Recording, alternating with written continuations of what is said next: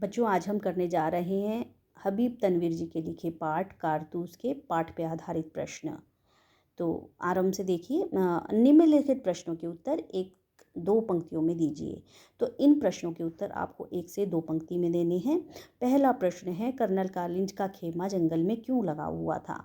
तो जैसे कि आपने पाठ में पढ़ा है, तो कर्नल कालिंज का खेमा जंगल में किसको पकड़ने के लिए लगा हुआ था? वजीर अली को पकड़ने के लिए, उसकी गिरफ्तारी के लिए लगा हुआ था। दूसरा प्रश्न देखिए, वजीर अली से सिपाही क्यों तंग आ चुके थे? वजीर अली कई वर्षों से अंग्रेज़ों की आंख में धूल झोंक रहा था और पकड़ में भी नहीं आ रहा था, इसलिए जो सिपाही थे जंगल की खाक छानते छानते तंग आ गए थे। तीसरा प्रश्न, कर्नल ने सवार पर नज़र रखने के लिए क्यों कहा? तो कर्नल ने सवार था उस पे नज़र रखने के लिए इसलिए कहा क्योंकि सिपाही जो थे कर्नल को जब वो बताते हैं कि दूर से धूल की गर्द उठती दिखाई दे रही है, तो कर्नल को आशंका होती है कि कहीं वजीर अली या उसके आदमी उन पर धावा ना बोल दें या हमला ना कर दें, इसलिए वह सवार पर सिपाहियों को नज़र रखने के लिए कहता है ताकि वो पता चल सके कि वो सवार किस दिशा में जा रहा है। चौथा प्रश्न है, सवार ने क्यों कहा कि वजीर अली की गिरफ्तारी बहुत मुश्किल है?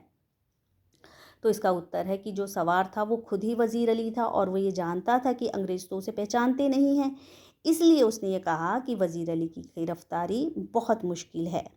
अब जो प्रश्न है, निम्नलिखित प्रश्नों के उत्तर 25 से 30 शब्दों में लिखिए। इन प्रश्नों का जो उत्तर है आपको 3 से 4 पंक्तियों में लिखना है। तो पहला प्रश्न है, वजीर अली के अफसाने सुनकर कर्नल को रॉबिन हुड की याद क्यों आ जाती थी? तो इसका उत्तर है कि वजीर अली भी जो था वो रॉबिन हुड की तरह ही साहसी, बहादुर और चकमा देने में माहिर था। वह कई दिनों से अंग्रेज़ों को चकमा दे रहा था और उनकी पकड़ में भी नहीं आ रहा था। यहाँ तक कि उसने कंपनी के जो वकील था, आप जानती हैं कि उसने उसका क्या किया था, उसका कत्ल कर दिया था। इसलिए कर्नल को जो वजीर अली के अफसाने थे उनको सुनकर जो था रॉबिन हुड की याद आ जाती थी। ठीक है, जो अब अगला प्रश्न है वो है, सादत अली कौन था? उसने वजीर अली की पैदाइश को अपनी मौत क्यों समझा? आप सभी जानते हैं जो सादत अली था वो किसका भाई था? वो आसिफ उद्दौला का छोटा भाई था और वजीर अली का वो क्या लगता था? चाचा लगता था। जब तक आसिफ उद्दौला की कोई संतान नहीं हुई थी तब तक सादत अली को लगता था कि बस अब तो वही नवाब बनेगा और गद्दी किसकी है? वो सादत अली की है। पर जब वजीर अली का जन्म हुआ तो उसे अपनी आशाओं पे जो था पानी फिरता हुआ दिखाई दिया।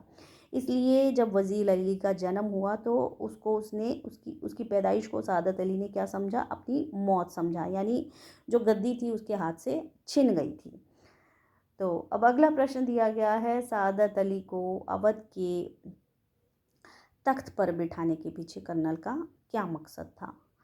तो सादत अली को जो था वो आपने पाठ पढ़ा है तो आपको पता होगा, जो सादत अली था वो एक आराम पसंद और एक अय्याश किस्म का व्यक्ति था और गद्दी को तो वो हड़पना ही चाहता था।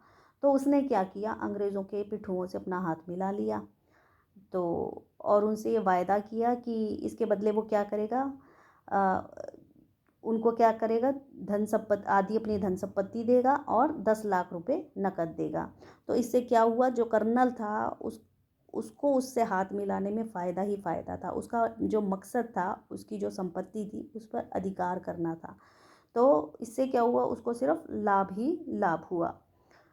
अब अगला प्रश्न है कि कंपनी के वकील का कत्ल करने के बाद वजीर अली ने अपनी हिफाजत कैसे की? आपको पता है वो आजमगढ़ भाग गया था। तो इसका उत्तर है, कंपनी के वकील का कत्ल करने के बाद वजीर अली आजमगढ़ भाग गया था और वहाँ के जो नवाब थे उनकी मदद से और उनके जान निसारों की सहायता से जो था वो सुरक्षित कहाँ पहुँच गया था? घाघरा पहुँच गया था और तब से वो वहाँ के जंगलों में रहकर अपनी शक्ति को बढ़ा रहा था। अब अगला प्रश्न है, सवार के जाने के बाद कर्नल क्यों हक्का बक्का रह गया? तो आपने पढ़ा ही है, जैसे कि कर्नल जिस सवार को वजीर अली की खबर देने वाला खबरी समझ रहा था, वास्तव में वो खुद वजीर अली था। जब कारतूस उसे देने के बाद उसे यह मालूम पड़ता है तो वह उसकी साहस और बहादुरी को देखकर हक्का बक्का रह जाता है। अब आगे देखिए, जो अगला लिखा है, निम्नलिखित प्रश्नों के उत्तर 50 से 60 शब्दों में लिखिए। तो इनको आप 5 से 6 लाइनों में लिख सकते हैं इन प्रश्नों को। तो पहला प्रश्न है, लेफ्टिनेंट को ऐसा क्यों लगा कि कंपनी के खिलाफ सारे हिंदुस्तान में एक लहर दौड़ गई है? तो इसका उत्तर है, लेफ्टिनेंट को कर्नल से जब ये पता चलता है कि सिर्फ वज़ीर अली ही नहीं, उससे पहले टीपू सुल्तान और बंगाल के नवाब के भाई शमसुद्दौला ने उससे भी पहले, यानी वज़ीर अली से भी पहले अफ़गानिस्तान के बादशाह शाह जमा को आक्रमण के लिए न्योता दिया है। तो इस बात से उसको लगता है कि कंपनी के खिलाफ सारे हिंदुस्तान में लहर सी दौड़ गई है। किसे लगता है? लेफ्टिनेंट को लगता है।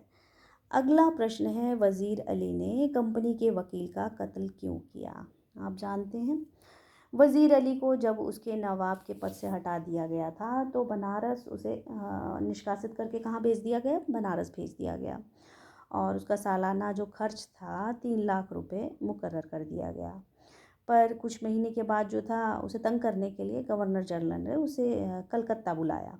तो वज़ीर अली जो था इससे परेशान हो गया और वह कंपनी के वकील के पास पहुंचा, जो बनारस में रहता था, और इसकी शिकायत की। पर उसने उसकी शिकायत सुनने की जगह उसको क्या किया, उसका अपमान करना शुरू कर दिया, उसको भला बुरा कहने लगा। और उसके मन में तो पहले ही अंग्रेज़ों के प्रति नफ़रत थी, तो उसने क्या किया, आओ दिखाना था, और जो क्या क्या था, उसका कत्ल कर दिया और वहाँ से भाग गया। तो ये इसका उत्तर है। अगला प्रश्न है, सवार ने कर्नल से कारतूस कैसे हासिल किए? तो जो सवार था कर्नल के खेमे में जाता है और कर्नल को लगता है कि वो वज़ीर अली को पकड़वाने में उनकी सहायता करना चाहता है। कर्नल उससे पूछता है कि वो क्या चाहता है, तो वो कहता है कि उसे तो वज़ीर अली को पकड़ना है, इसलिए उसे कुछ चंद कारतूस चाहिए। तो कर्नल उसे क्या करता है, तुरंत क्या करता है, 10 कारतूस दे देता है। और कारतूस हासिल करने के बाद वो उसे कारतूस जब वो उससे हासिल कर लेता है, तो उसको हासिल करने के बाद अपना असल नाम बताकर वो वहाँ से क्या करता है, भाग जाता है, चला जाता है। और जो जो कर्नल होता है उसकी जान भी बख्श देता है, ठीक है, क्योंकि उसने क्या किया था, उसको 10 कारतूस दिए थे, ठीक है। तो इस तरह से वो कारतूस को हासिल करता है। आखिरी प्रश्न है, वज़ीर अली एक जांबाज सिपाही था, कैसे स्पष्ट कीजिए? तो वज़ीर अली जो था वो बिना किसी डर के, देखो, एक तो शत्रु के खेमे में पहुंच गया, दूसरा कंपनी के वकील जब उसका अपमान करता है तो वो क्या करता है, वो उस अपमान को सुन तो लेता है, उससे क्या होता है, उसके मन में जो नफ़रत थी वो और जाग जाती है, और वो क्या करता है, कंपनी के वकील का कत्ल कर देता है। और जो देश की और एक किस्सा क्या था कि जो देश की आज़ादी के लिए वो क्या था, अफ़गानिस्तान के शहनशाह शाह जमा को भी आक्रमण के लिए आमंत्रित करता है, ताकि वो अपनी शक्ति को बढ़ा सके। तो इन सब बातों से ये सिद्ध होता है कि जो वज़ीर अली था वो एक जांबाज सिपाही था। तो ये तो थे हमारे कारतूस पाठ पर आधारित प्रश्न, और इस पाठ को लिखा था हबीब तनवीर ने।